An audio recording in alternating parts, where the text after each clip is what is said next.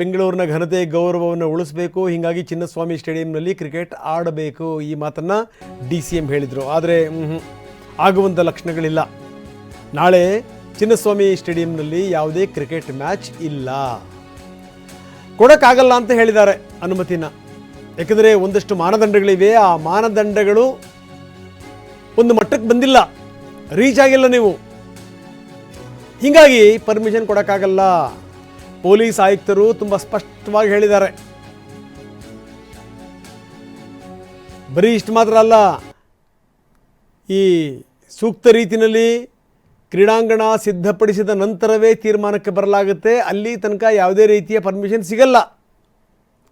Police ಆಯುಕ್ತ ಸೀಮಂತ್ ಕುಮಾರ್ ಸಿಂಗ್ ಸ್ಪಷ್ಟವಾಗಿ ಇದರ ಬಗ್ಗೆ ಹೇಳಿದ್ದಾರೆ.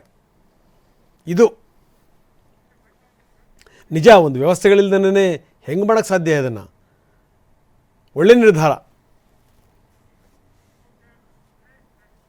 ನಿಮ್ಮವ್ರಿಗೆ ಸ್ವಲ್ಪ ಗೊಂದಲ ಇರ್ಬೋದು, ಪರ್ಮಿಷನ್ ಇದೆ ಇಲ್ವಾ ಕೆಲವರು ಕೇಳ್ತಾ ಇದ್ದಾರೆ ಪರ್ಮಿಷನ್ ಬಗ್ಗೆ. ಕ್ರಿಕೆಟ್ ಇದರಲ್ಲಿ ಏನು ಕನ್ಫ್ಯೂಷನ್ ಇಲ್ಲ. ನಿನ್ನೆ ನಿಮಗೆ ಗೊತ್ತಿದೆ, ನಮ್ಮ ಕಮಿಟಿ ಅವರೆಲ್ಲ ಹೋಗಿದ್ರು, ಅಲ್ಲಿ ಕಮಿಟಿದು ರೆಕಮೆಂಡೇಶನ್ ಆದ ಮೇಲೆ ಪರ್ಮಿಷನ್ ರಿಜೆಕ್ಟ್ ಆಗಿದೆ. ಸೊ ನಾಳೆ ಯಾವುದು ಮ್ಯಾಚ್ ಇಲ್ಲ ಅಲ್ಲಿ. ಅಂಡ್ ನಿಮ್ಮವ್ರಿಗೆ ಸ್ವಲ್ಪ ಗೊಂದಲ ಇರ್ಬೋದು, ಪರ್ಮಿಷನ್ ಇದೆ ಇಲ್ವಾ ಕೆಲವರು ಕೇಳ್ತಾ ಇದ್ದಾರೆ ಪರ್ಮಿಷನ್ ಬಗ್ಗೆ. ಕ್ರಿಕೆಟ್ ಇದರಲ್ಲಿ ಏನು ಕನ್ಫ್ಯೂಷನ್ ಇಲ್ಲ. ನಿನ್ನೆ ನಿಮಗೆ ಗೊತ್ತಿದೆ, ನಮ್ಮ ಕಮಿಟಿ ಅವರೆಲ್ಲ ಹೋಗಿದ್ರು, ಅಲ್ಲಿ ಕಮಿಟಿದು ರೆಕಮೆಂಡೇಶನ್ ಆದ ಮೇಲೆ ಪರ್ಮಿಷನ್ ರಿಜೆಕ್ಟ್ ಆಗಿದೆ. ಸೊ ನಾಳೆ